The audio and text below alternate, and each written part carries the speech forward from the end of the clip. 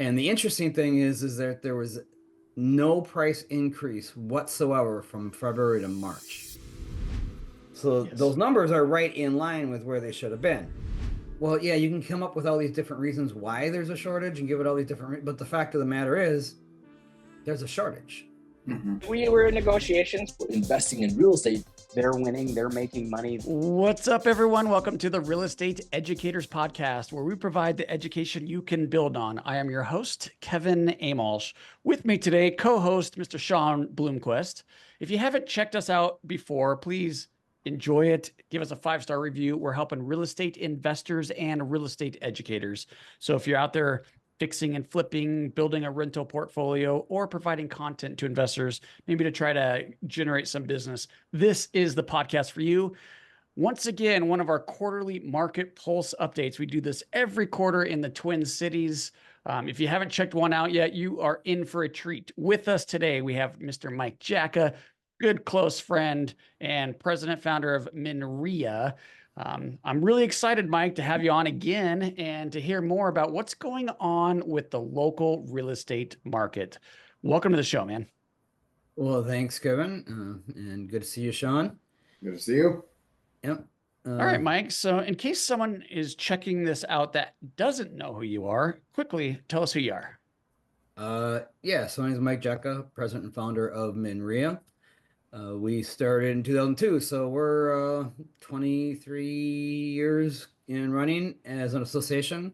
And I've been doing real estate for well over 30 years myself. Started pretty much right out of high school. Bought my first rental property and then went and got my real estate license a couple of years later, worked as an agent, and then was a broker for many years.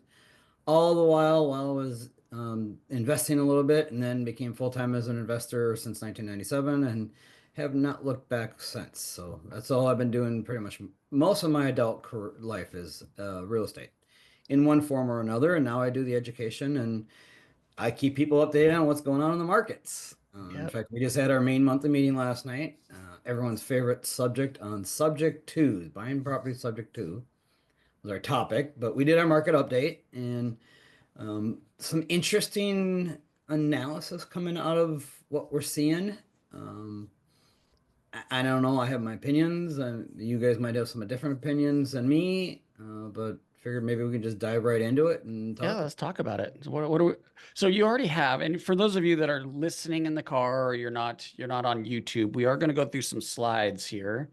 But we'll do the best that we can to explain it so you don't have to necessarily see every slide. But right now we are looking at a slide. So, all right, Mike, I guess let's start here. Well, this is the median sales price. So for year over year comparison, we came in 3.5% increase, which magically is the historical norm, right around 3 to 4% increase. That's where we've been for many years. Sometimes we're a little bit higher, sometimes a little lower, but we've been averaging right around that 3 to 4% appreciation for many, many years. And historically, that's where it's been too. If you look back over the last 50, 60 years since they've been tracking this stuff, that's where we've been. And then if you take into account with inflation adjusted, the historians all say, yeah, 3% is the average throughout as long as they've been tracking this stuff for as long as they can think of. So coming right in where we should be.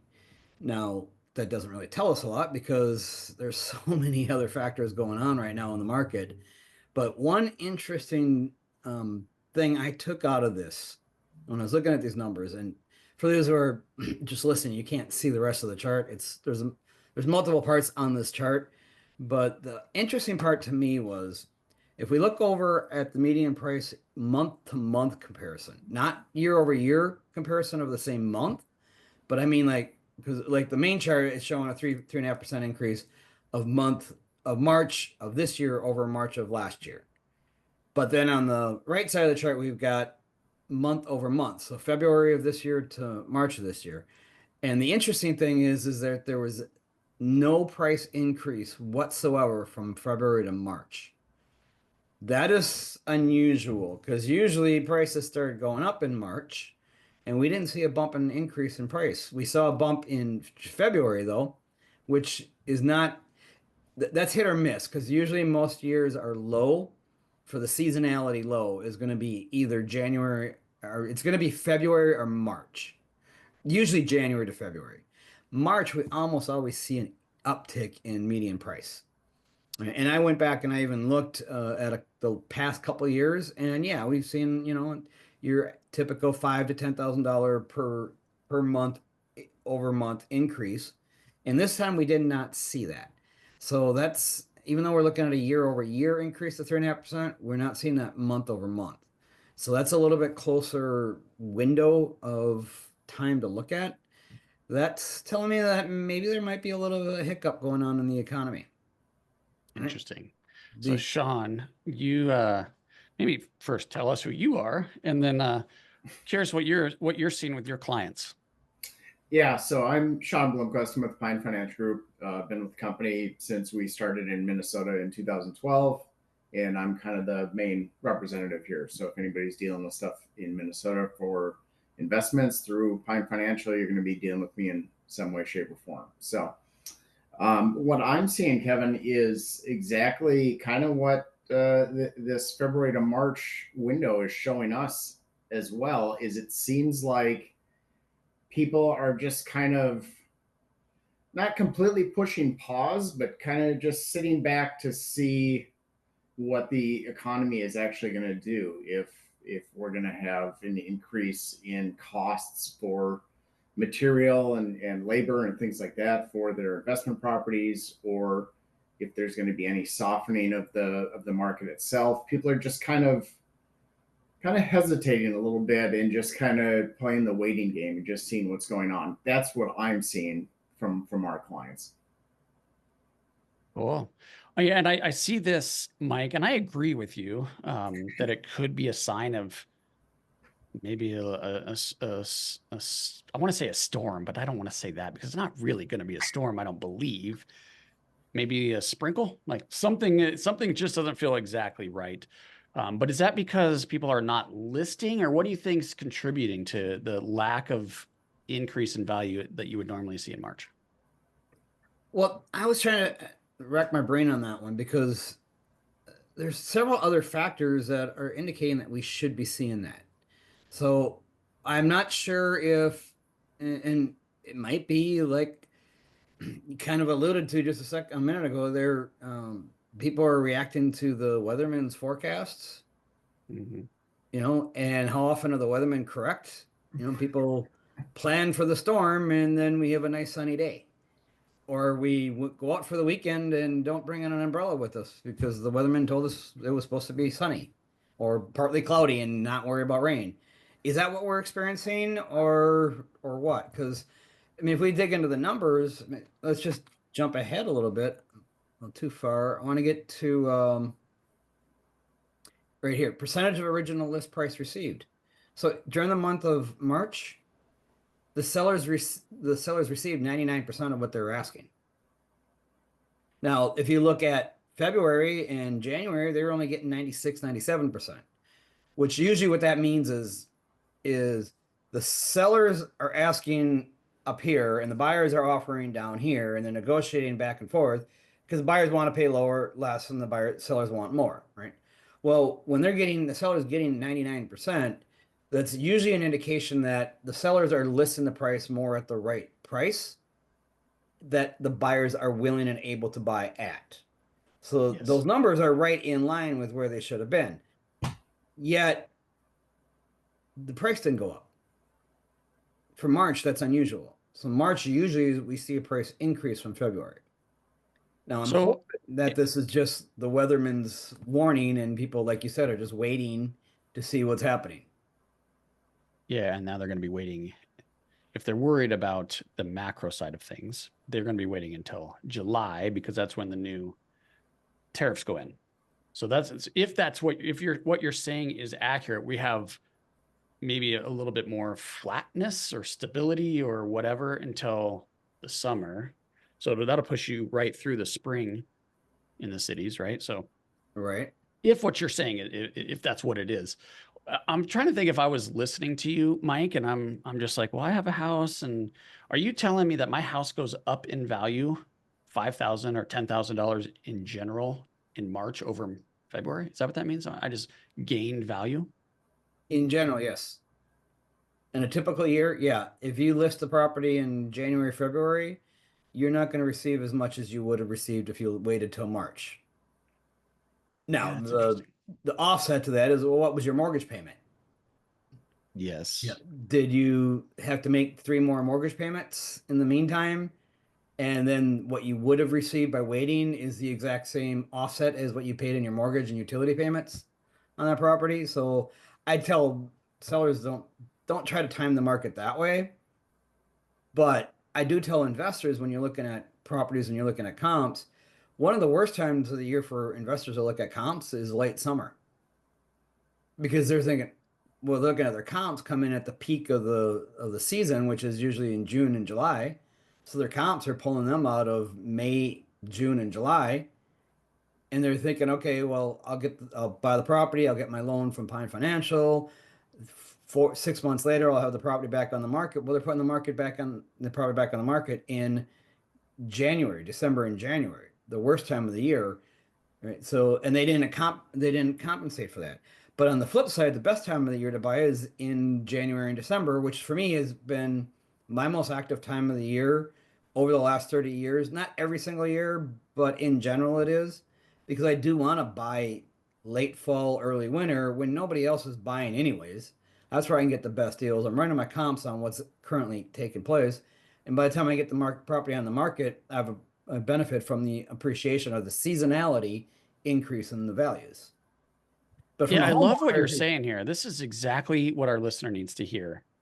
The idea of comps being historic data is troublesome in some markets with big seasonality impacts, right? So Minnesota is a good example of that.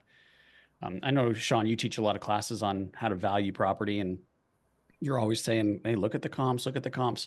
But really, that is historic. I mean, that's in the past. That's not what's happening the very day you're trying to value it.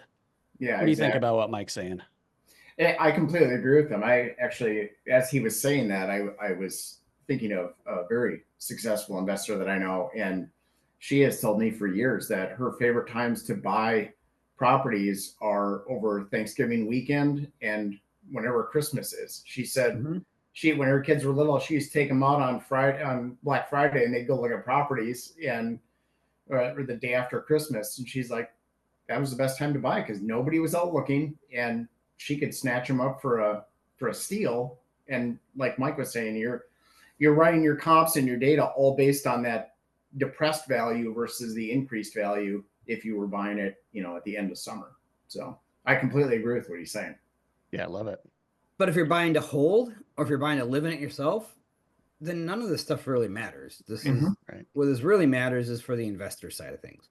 Yep. If we're making quick moves, if we're flipping properties, wholesaling properties, that's where most of this data really matters. If we're buying to hold for the long term, most of the stuff really doesn't matter at all. And if you're waiting for the market crash, like Kevin just said, if you're waiting for the macro data, we got to wait till July. Well, no, if you're waiting for the macro data, you have to wait till you die. Yes.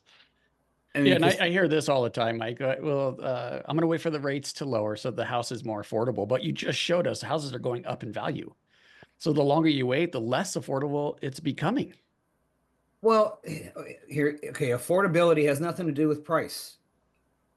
And people just do not understand this. I mean, I know for investors, price is important in the interest rate, but let me go to this last slide here. I don't think I've ever shared this with you guys, but I share this with our members every single month. And this is a chart that I put together showing the median sales price at our current time with the average mortgage interest rate. So what our buyers with good credit who are going to be buying from us as investors, what the interest rates that they're going to be getting, and they're buying our finished products, or they're buying brand new homes, or they're buying their first time house, whatever, what's their monthly payment going to be? Because buyers buy based on monthly payment. The price is just a reflection of the interest rate. That's all the price is. So as the interest rates go up, prices go up. As interest rates go down, or as interest rates go up, prices go down. Right. And as interest rates go down, prices go up. But what stays consistent is the monthly payment.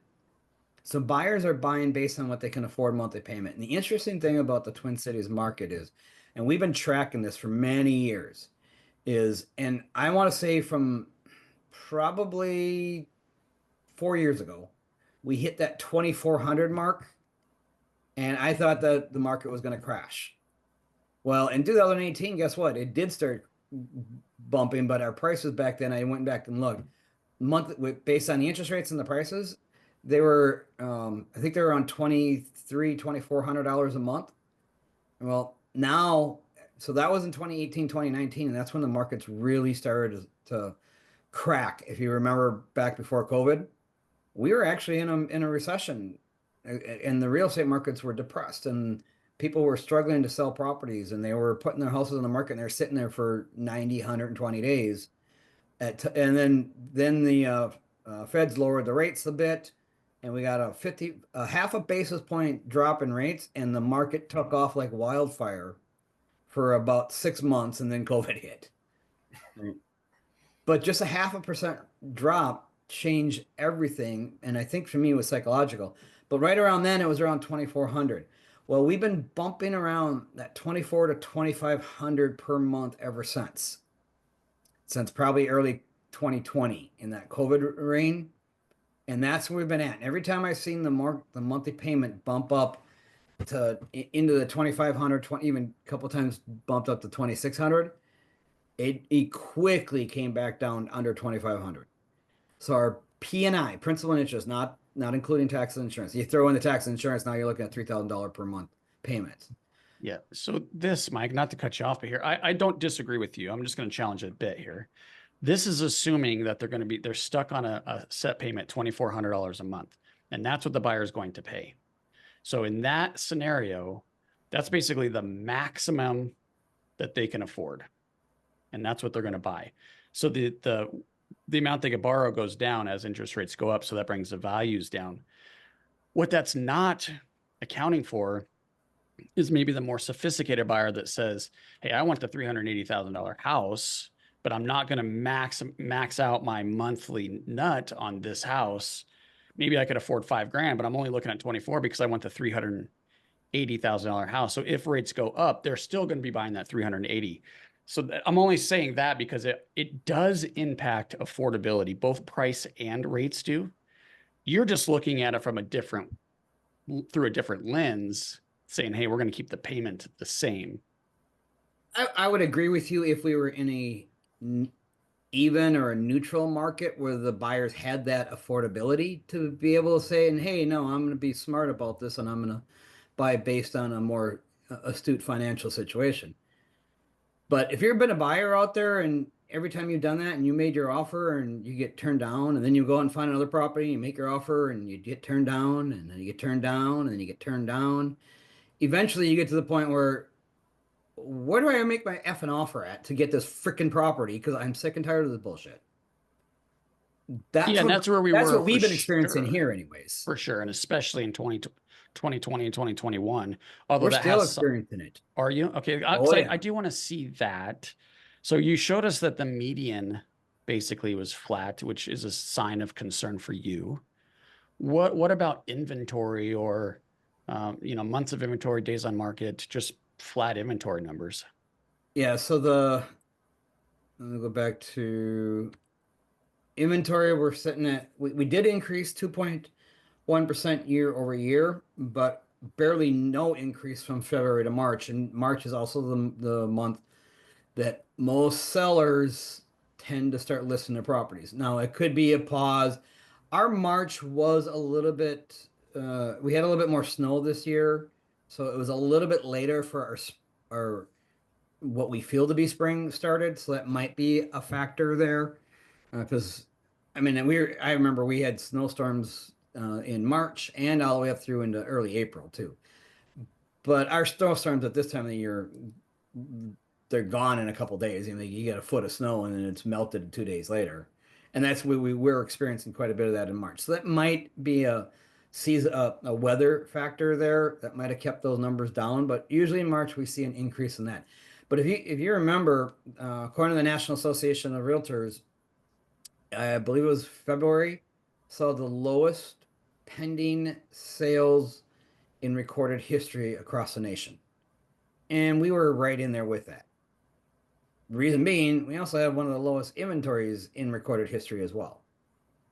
And there's a lot of speculation and a lot of debate. And I'm actually going through a heated debate right now with somebody else who's following a bunch of other people online saying, "Oh, it's not a housing shortage, it's a, this shortage or it's a that shortage." And it's like, well, yeah, you can come up with all these different reasons why there's a shortage and give it all these different, but the fact of the matter is, there's a shortage. Mm-hmm. Right? We don't have enough houses for the demand. We may have technically more than enough inventory for the amount of people if we go back to the way people used to live. Like the average household used to have I don't even think that's 8 true, Mike, people living in the because house, and now we have 1.2 with 18 dogs and cats. yeah. Right. But So now we have to population come into continues to animals. increase. I mean, that's we know that. We know Yeah. we know population's increasing, and there's a certain number of housing that needs to be supplied to fulfill the need. There's Right. estimates out there that it's over 4.5 million units short of a neutral market. Yep, I've heard that exact same estimate too. 4.5 million to get back to neutral. Yeah. And Or- builders aren't building, and they've slowed again. So we went through a long period where they were not building because costs were high, regulation, all of these things, right? And now we have the new administration with the tariffs, but he's also trying to reduce the regulation to make it easier to build. So that's kind of like there's a little conflict there, but builders' sentiment is down. We know that. Yep. And they're just not willing to pull the trigger on lot purchases and new permits. So the inventory problem, there's not really a solution that's in sight that I've read. And I'm going macro again here, but I think it's pretty standard across the country, and especially major markets like the Twin Cities. Well, the solution is exactly what we're going right through right now. When the prices get out of whack and the buyers say, "I'm not paying that," and the sellers come back down to reality, prices start coming back down, and that the prices are going to be a direct reflection of what the buyers can afford from their affordability and what the interest rates are. But you're not seeing values come down. Well, what I'm saying is I'm seeing values flatten when I should be seeing them go up. Oh, I see. So I am seeing that as a decline in value, or more Okay, I see. of That makes sellers sense. are not getting as greedy as they were, because sellers, the higher price properties. So like in our market here, I know if I put something on the market under 350, we're gonna have multiple offers and it'll sell like that. Mhm. If we put it on 400 to 800,000, crickets. I mean, you might get a few showings, but you're getting no offers. You get $1 million and above, and those are actually selling. That's a totally different class of buyer, and the economy doesn't affect them, and they're not worried about it. They're buying what they want to buy because they want to buy it and they can. It's at 400 to 800. Well, guess where all the builders are building in? Right. 400 to 800 because they can't build less than 400 right now because of and most of it is regulations and red tape. I've heard estimates in the major metropolitan markets like the Twin Cities here that as much as 40% of the cost of the build is regulation and red tape. Oh yeah, that is true.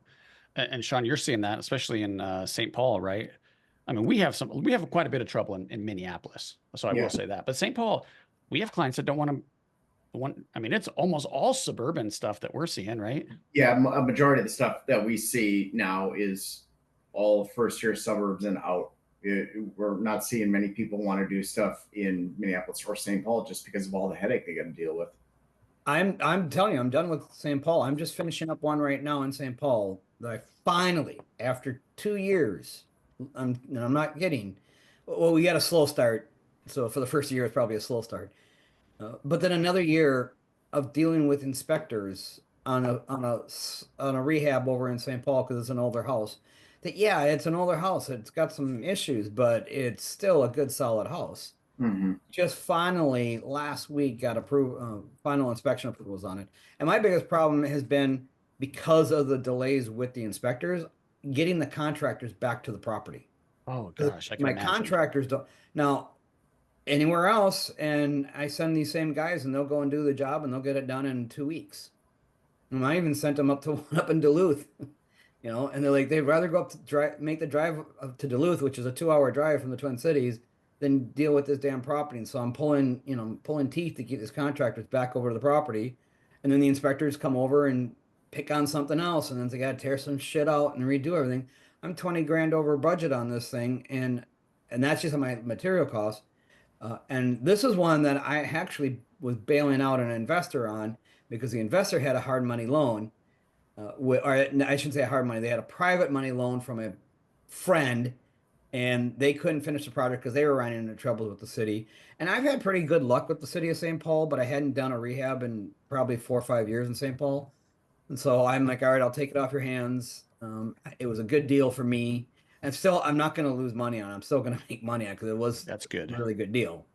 But it should not have taken me an extra year to get this damn thing done. But that extra year is as a direct result of the inspectors and the red tape that we had to deal with. So you won't do another deal in St. Paul. So Sean, where are in the cities, where are fix and flippers having success?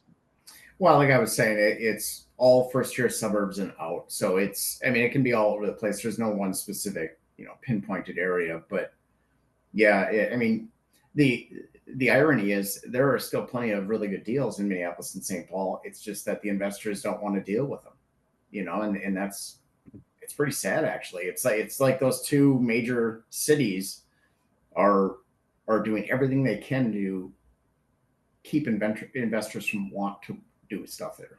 Yeah. Well, and I have a theory why. Sure. It's politics. Yeah.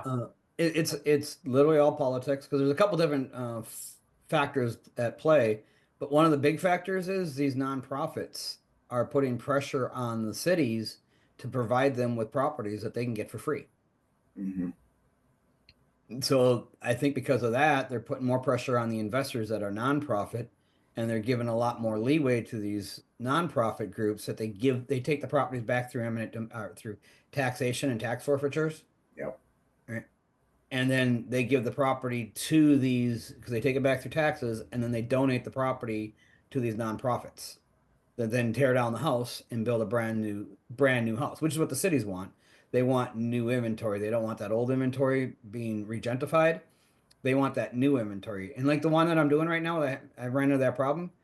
2 properties within 2 blocks. One of them is at the end of the block that I'm on, and the other one is about 2 blocks down, where the houses were. I didn't look into the backstory of them, but they were torn down, and both of them were rebuilt by Habitat for Humanity, and are now on the market.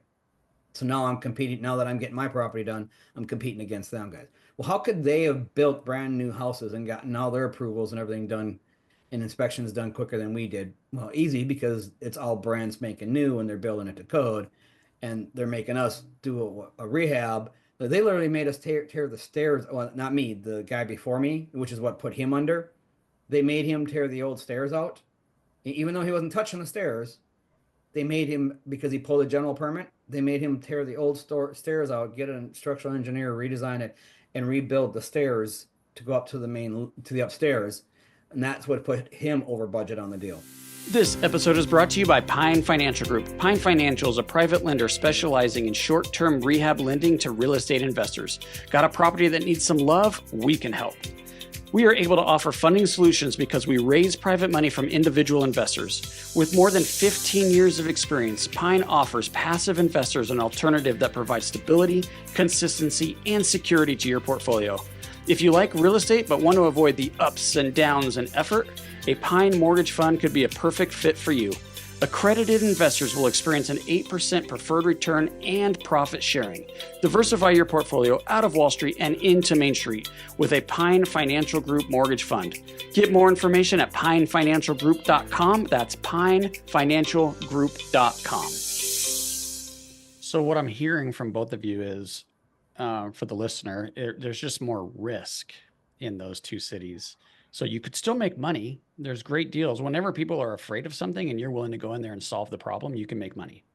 Well, but so with that said, as soon as we get up, proceed with caution, right? I'm going to look at a property in St. Paul that I think is Okay, that's funny. Yeah. Just be aware. There's plenty of deals you can make money. Just you're going to need a lot of patience and a bottle of Advil to get through it. So I just know that I'm not going to take on another major rehab like that in St. Paul. I'll do the smaller stuff, and I have a lot of buyers that are looking to buy on terms where I can provide them with the financing. They're looking to live in on their own.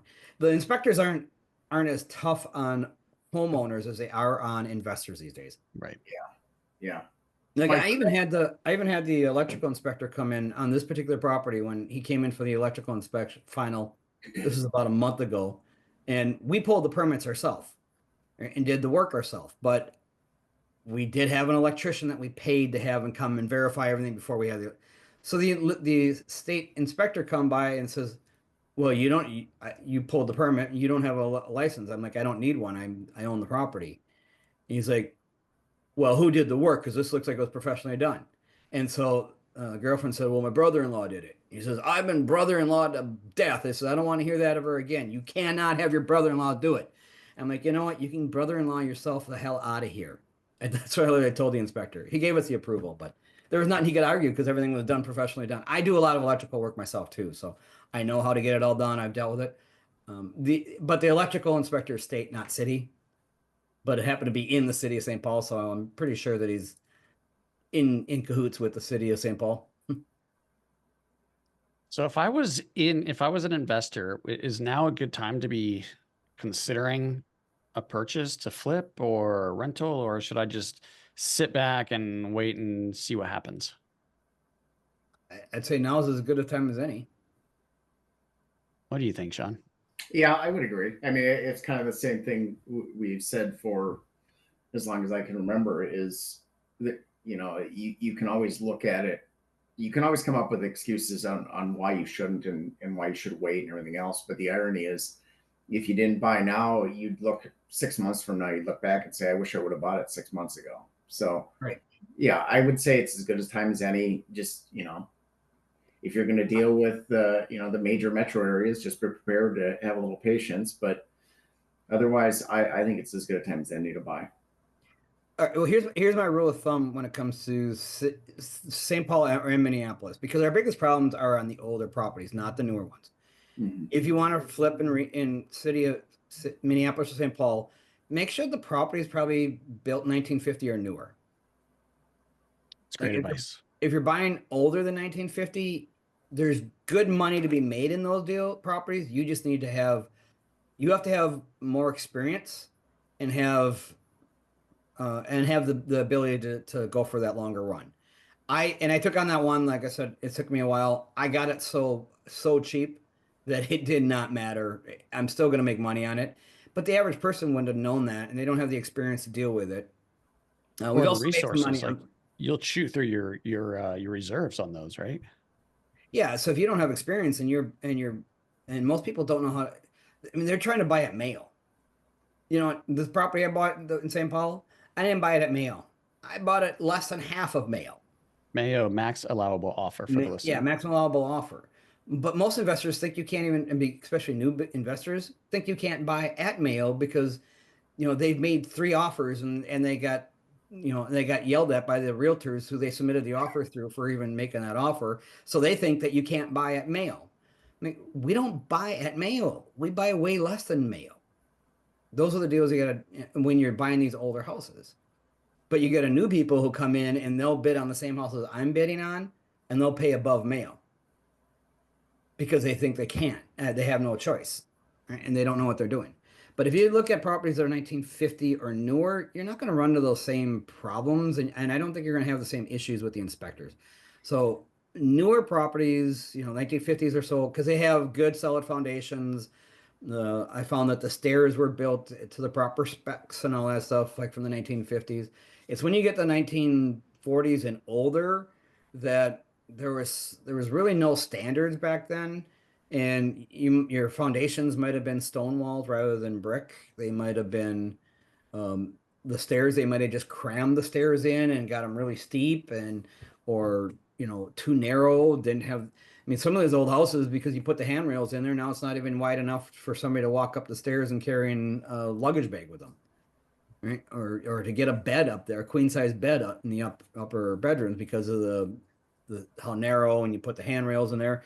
like some of these older houses, when I first started investing, we used to take the handrails off to get some of our stuff upstairs Yeah, exactly. because they were so I've narrow. been there. Yeah. Yeah. Or And now there's no headroom or yeah. Yeah. right. And now the inspectors, when you're looking at those older houses and you pull a general permit, they're going to make you redo all that and add 10, 15, $20,000 to your renovation budget that you didn't plan on. Yeah. Stairs are not cheap to build. No. Yeah, and Mike, to actually piggyback on what you were saying, the 1950s and newer, that's exactly why those first tier suburbs are so attractive to a lot of investors, because those houses were all built in the 50s and 60s. All these ranch and rambler style tract homes, those are as easy as it gets. It's just a rectangle above a rectangle, and Right. and you can just turn and burn those things, and they sell quick. And their maintenance is so much easier on those things. It's like Yeah, you got to replace the furnace, and it's $4,000. You got to replace a furnace on an older house, and it's $4,000 for the furnace, and another $500 for the retrofit, and then another $1,000 for the duct work, and now next thing you know, you're at $9,000 for a new furnace. yeah, Or yeah, and those old Ramblers, post World War II Ramblers built in the 1950s, they're all exact. I don't care where they are in the Twin Cities. It's the exact same yeah, footprint. Two bedrooms with one bedroom slash baby room right off the kitchen that can be doubled as a bedroom, as a bathroom, as a or as a bedroom, or as an office, or hmm whatever, or a dining room. They're all identical. Yeah, from there, they were easy to fix. So that's what I would focus on for new people in St. Paul, Minneapolis, or like Sean was saying, out in the suburbs. But in the city, there's still deals to be made, and there's a lot of people that want to live in. Now, the benefit to being in the city is the price point is under that 350 mark. They will sell quick. Like one of our contractors, we just used one of his properties for our property tour. He bought it in, I think he bought it in November. We saw it in December, completely gutted it down to the studs. But this is a contractor who knows what he's doing. He did that on purpose. They did have to put in a whole new furnace system, all new ductwork, all new electrical, all new everything. And he spent a little over $100,000, but he knew that going in and he bought it right. When he put the property on the market, he put it on for 250. Now, this is in an area that most investors would not touch. And I was even skeptical because it was like right on the borderline of where I would not buy properties. And I was skeptical of it. And he put it on, he comped it out at 250. And I'm like, when we first looked at it, I'm like, pushing it, but I mean, the comps can justify it. So when he got the rehab done, he said, well, I'm going to push it a little bit, and he listed it at 259.9, and it went on at 9 p.m. Sunday night. By 6 p.m. Monday, he had two offers already at 270 cash, and then at just as he was going to accept one of those offers, another one came in for 280. So within 36 hours, he had three offers all above asking price. yeah. But that's because it's under the 350 mark. And then I sold one last month myself over in Minneapolis, but now this one here I bought it sub 2 and we sold it on a contract for deed. And I sold it at 280, and I had four offers, and people were bidding on the down payment, not for the price, but they were bidding for the down payment. So we obviously took the highest price, the highest down payment that could qualify. We still qualified to make sure I can make the payment, but they were able to qualify. So I'm still looking for properties for those people. The other ones that didn't get it because they're still trying to buy a property themselves, but they can't get qualified from the traditional lenders. Right? Their problem is they're self-employed. They do a lot of their work under the table. They've got these little farmer markets and stuff like that where they make good money. They just can't verify it for the lenders. I mean, I'll sell to you all day long. So I got a ton of people like that right now that I'm trying to find inventory. But where they want to be is in St. Paul and Minneapolis because they want to be under the $300,000 range, and they know they can't afford out in the suburbs, which is where Sean and I are talking about for the flips. Yeah. Something that we always like to look at, Mike, is the months of inventory. I mean, I think that's a really good snapshot of how a market is doing. Right there, we have 2 months. Months of supply. So yeah, and that's where we've been kind of hovering for the last several months, is right around 2 months worth of inventory. And this is, I guess this is probably why you made the comment that you would expect to see a higher appreciation. What Do you want Yeah. to just describe for the listener what months of supply is and why using this made you think that you would see higher appreciation? Well, month supply of inventory is probably one of the quickest snapshots for anybody looking at any market you're looking at. If you can figure out what the month supply of inventory is, that'll give you a quick snapshot. I mean, not a perfect picture, but a quick ideal. And rule of thumb is on 4 months or below, you're still in a seller's market. 6 months and above, you're in a buyer's market. That 4 to 6 months range is, and that's that neutral where it's not there's there's not an advantage leaning towards the buyer or the seller at that point. So 2 months supply of inventory means we're still in a strong seller's market. So the sellers now I'm seeing where I am thinking, and I did talk to this is a piece of advice for everyone out there now. When you go to your RIA meetings, go to the meeting after the meeting because the real golden nuggets are at the meeting after the meeting. I mean, sometimes it's just small talk and chit chat, but you're going to talk to the real players after they've been having a nice long day. They're finally relaxed, having a couple of drinks or having some food, and just enjoying their time with a bunch of people, just networking. And that's where we can really start. And a couple of us were talking last night about why maybe the median price, where everything else is indicating that prices should be going up, but the median price stayed flat. One thought that came to us last night is, well, the builders have been lowering their prices and building smaller footprints. So maybe the median price that we're seeing the overall median price of 380 is a reflection of the builders slowing down and or building a smaller footprint to lower the price to get to the point where the buyers can afford it. Let me give you a theory and let me see what you think about mine. Okay. So I think you might be right there. I'm thinking that, see, I would disagree that my personal house or whatever I have own at that time goes up in value in March over February. I don't think that's true. I think the median goes up, but the median is not my value, right? The reason I believe that median might be going up is because of an influx of inventory that comes in the spring, and the inventory that's hitting the market is a higher price point. And it's probably, you see that year after year because the more sophisticated sellers want to sell in the spring when there's more buyer activity. So you have the higher price points coming in and hitting the market at that time. That's total guess. I have no idea, but I'm wondering if that's it. And then when you showed me the inventory slide and how it didn't go up from February to March, then I'm like, I think I'm right. But I don't know. Well, we have the parade of homes that hits in March. Okay. Well, actually, okay. So the parade of homes hits in March. Those numbers won't be reflected until probably our April numbers now. April or May. All right. So we're just looking at March, but our April and May numbers will be reflected by the parade of homes. But we typically see an increase in prices in March because when do the buyers get out there and start looking? Yeah, that's my point. Not There's in more, March. there's No, just more but activity. no, but Okay, go what ahead. I'm saying is not in March. What I'm saying is the buyers start looking in January. The holidays are over. Okay. But You're not seeing the trend. You're not seeing the inventory or the transaction volume that you would in March and April and May. But the median price is a reflect of what happened in January and February. Oh, because you're talking about the closed prices. Yeah, I Right, guess that that's makes the closed sense. prices. So that's the activity that happened in January and February. So why didn't we see an increase this time? And that's where I'm wondering, is it because maybe less new, like your point, the new construction, new inventory hitting the market is coming down at a lower point. And I didn't think about that yesterday when we were talking at our meeting, or at our main meeting, when I was going all these numbers. That thought just came to me last night after a couple of us were talking and saying, well, could the builders have effect to do that? And I'm like, well, of course they could have it, but how? And then we started talking about it.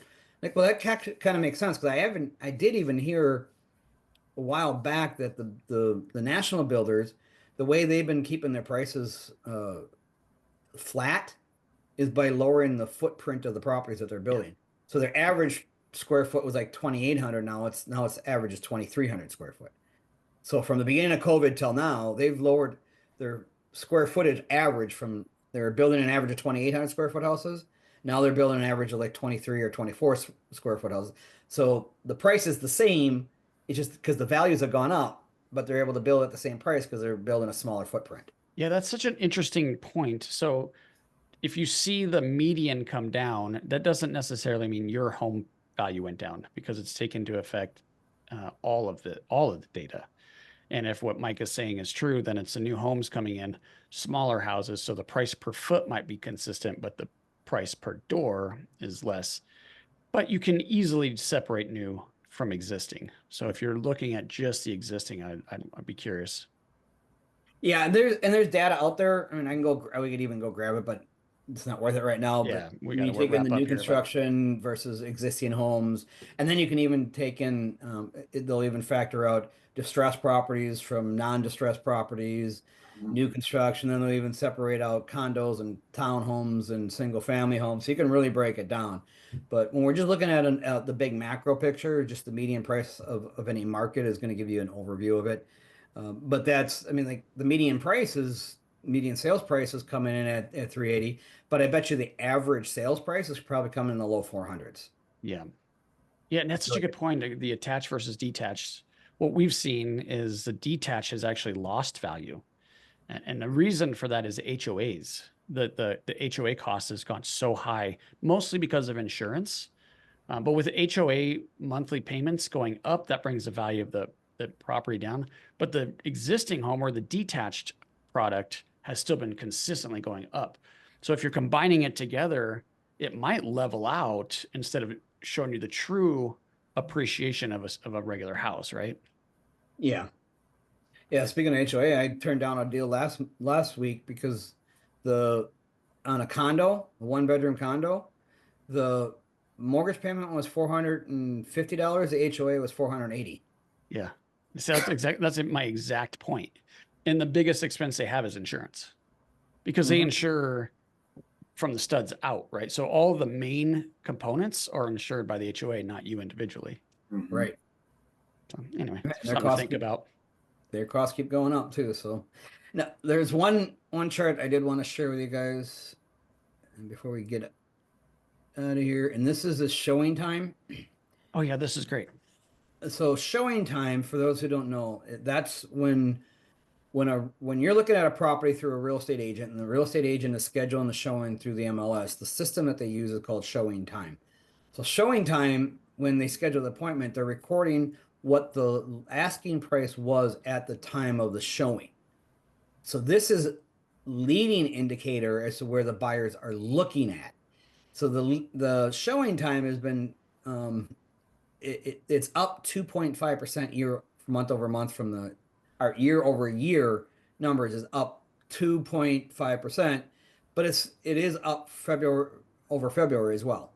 So even though we didn't see an increase in the median price from February to March, we are seeing an increase in the showing time requests. And that is, I think, reflective that the interest rates did come down during March, and then they went back up again in February. But when we talk about up and down, we're talking a tenth of a point. Yeah, that's how sensitive the market is right now, is 1/10 of a point in interest rates. And the overall market is that sensitive to that kind of a move. So this is very consistent with the you said leading indicator. I love that. So the trailing indicator would be the median value because that's all closed transactions. But this is pretty consistent with the trailing indicator as well. Well, yeah. Well, I mean, no, it was a little higher on it's a little bit. It's showing an median, increase but it's because this still doesn't 2 to 4% is sort doesn't. of what you're looking at. Yeah, and historically, this doesn't move as quickly as median prices move. Because when I go back and look at this, I mean, if you can look, if you guys, those of us can see the screen, if you look on the right, it's showing a month over month comparison. We've been hanging in that 320. It looks like I got down to 313 in January. Oh, I didn't even realize it got that low in January. But if you take out January and December, we've been hanging in that 320 to 330 range for a year. This is pretty much, and we're actually lower than what we were previous May. So where I'm really curious to see is, are we going to break that 330 mark on May this year? So we need 2 more months to see if we're going to trend that way. And it'll be interesting to see what's going to happen over the next few months. And that makes sense because your listing strategy is often based on what's already sold. So you're sort of going onto the market not knowing what's going to happen based on what you've seen. So I could see why it would be a little more consistency here. Well, and if you're flipping properties, I think another thing that we need to start looking at, which most of us do not pay any attention to as a flipper, is when we're comping out our properties to buy them in the first place, is what's available for sale in the market right now. Oh, 100%. And We what is require that that on going? our loans. We require a current active listed or pending. Okay, well that's good because most people don't look at that kind of stuff. Right. You know, and I think it's more important over the last couple of years. It probably hasn't been as important, but right now that we're starting to see signs of a pause, I want to see if I'm flipping. I want to see, well, when I get my property ready to go, what kind of competition is Exactly. out there, and is the current competition starting to see struggles, or are they moving quickly as well? Yeah. So what's pending? How long have they been on the market? And what's coming on the market? I want to keep an eye on that stuff as well, because if I'm seeing too much movement, I might want to adjust my price. Now, I'm not going to not buy. You know, like the worst case scenario, if that median price goes down even next month. It's not that I'm not going to buy. I just have to make an adjustment to my prices because I know that the buyers are buying, especially if I can stay under the 300, then I know I'm not going to worry about it because prices are going to stay strong or go up under that 300 range because there's such a demand on people because that's what the price range are looking for. What do you got to add, Sean? I was just going to say I 100% agree with Mike on that. You know, the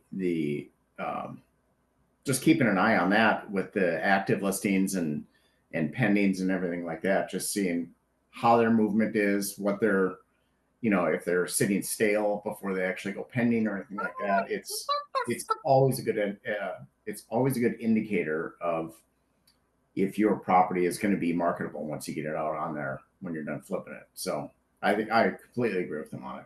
So, Sean, you can't always agree with our I can guests. always agree with Mike. He's a smart guy.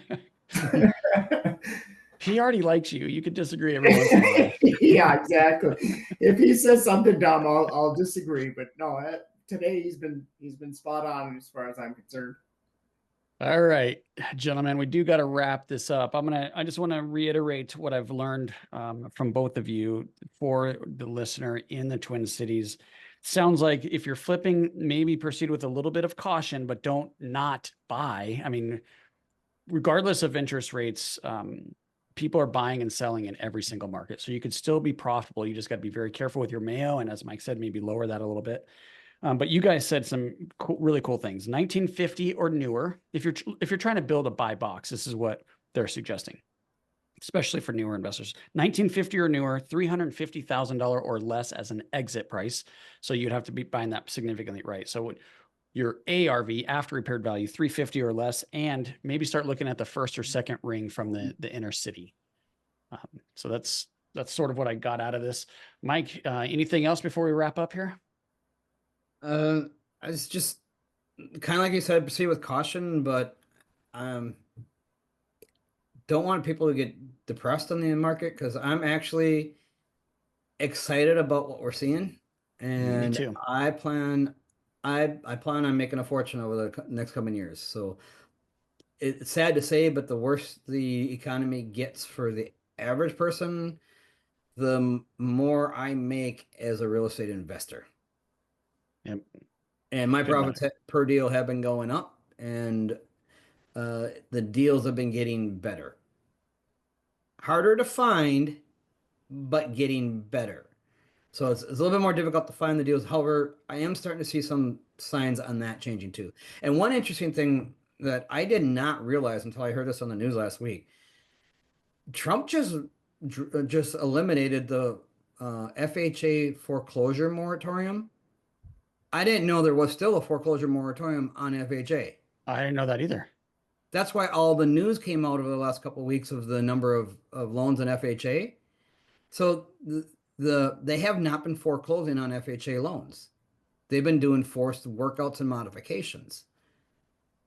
And I'm like, wait a minute. When I heard that, I'm like, what do you mean he eliminated? That was gone a couple of years ago. And then you start listening to the experts, like and that I listened to in the mortgage, like, well, it wasn't technically gone. Yeah, the forced foreclosure moratorium was gone, but FHA still had a self-imposed one from the Fed, from the Federal Housing and Urban Development, where they were not filing foreclosure. They were doing forced workouts or doing forced, and they created a bunch of these. I guess the term I'm hearing now is silent seconds. And my first time I ever heard that term, like, well, that explains one of the properties that I was just trying to buy. There was a $38,000 second mortgage on there that the sellers did not know about.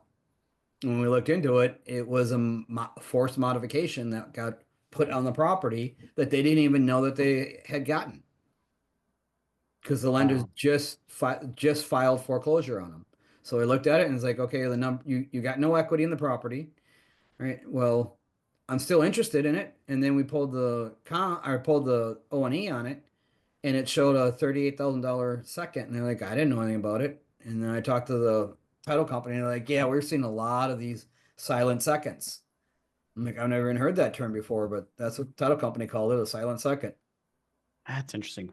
Back in the day, we'd do a silent second. It was just a loan that was that could create a lien, but it wasn't recorded. So it was like how do you say it? Like almost like straw buyer type of thing, like the fraud, all the fraud that was happening before the 2008 crash. So that's what we were calling silent seconds, just like unrecorded loans. But Well, I guess I we're guess it calling could it a mean silent multiple second things. because the borrower doesn't even know about it. Yeah, I guess that would make it silent also. Well, Interesting. that moratorium still being in place kind of makes sense then, because I heard a couple of weeks ago or maybe a month ago that there are more people behind on their mortgages right now than there was before the crash. Yeah, and there's something like 10 or 11% of all FHA were behind on payments. Yeah. Yeah. Yeah, I have heard that too. No, FHA is still such a small percentage of all the loans out there. It's like almost a non-factor, but that's what it is. So We'll see if there's more foreclosures coming. That could help create some of the inventory that we desperately need. Mhm. well, the issue is do they have equity? If they have equity, they'll still sell. If they don't have equity, then they might right. get back to the banks and then work their way through. Yeah. Exactly. If they don't have equity, they're going to have to go through the foreclosure process. If they have equity, we're not going to see the light of day. And my REO agents that I'm talking to, it's like they're still doing BPOs for the lenders, but they're not getting the listings because their properties are getting sold and or redeemed. Yeah, and that's my point would be to that. That's why I don't think there's a real estate crash. Even if there's a foreclosure boom, we're not going to have a crash just because there's record equity. Yeah. So you'll have things hit foreclosure and never make it to the auction. Right. Yeah. All right, cool. One more time, Mike, how do we get a hold of you? If we want to get a hold of you, tell us if we want to come out and check out a MNREA meeting. When do you meet? I think the first one's free, right? If they haven't attended before. So Yep. Their first meeting for the main monthly meeting, which is on the first Tuesday of every month. That is free for first time guests. And you can check us out at MNREIA, MNREIA.com. We got a full calendar of events. Come and check out all the resources that we have. We have a ton of different networking and training events for investors. Some are hands-on live events, and some of them are on Zoom, and most of them are in person, where we can get together, do some education, and do some networking, and help each other and learn from each other and build relationships with each other. and it's the largest by a long shot of any of the meetings in the cities. So highly, highly encourage you to go to all of them, really, but especially this one because this is the biggest, and you're going to meet a lot of real estate investors there. All right, Sean, how do we get a hold of you? You can get a hold of me. Email is Sean, SEAN, at pinefinancialgroup.com, or you can just check us out on www.pinefinancialgroup.com. All right, both of you, thank you so much for jumping on here for about an hour with me and talking real estate. I love talking real estate, and I love talking economics and and the markets, and just trying to be aware, like how do I protect myself, my investment, and you guys help me do that. So I appreciate your time. For the listener, I know you have a lot of podcasts you could be checking out right now, and you chose to tune into the Real Estate Educators Podcast. So thank you so much. If you got the value that I got out of this, please 5-star review, share it with a friend, and I hope you make this day a great one. Hey guys, I hope you enjoyed this episode as much as I did. If you did, please be sure to follow and leave us a review. Oh yeah, and tell a friend.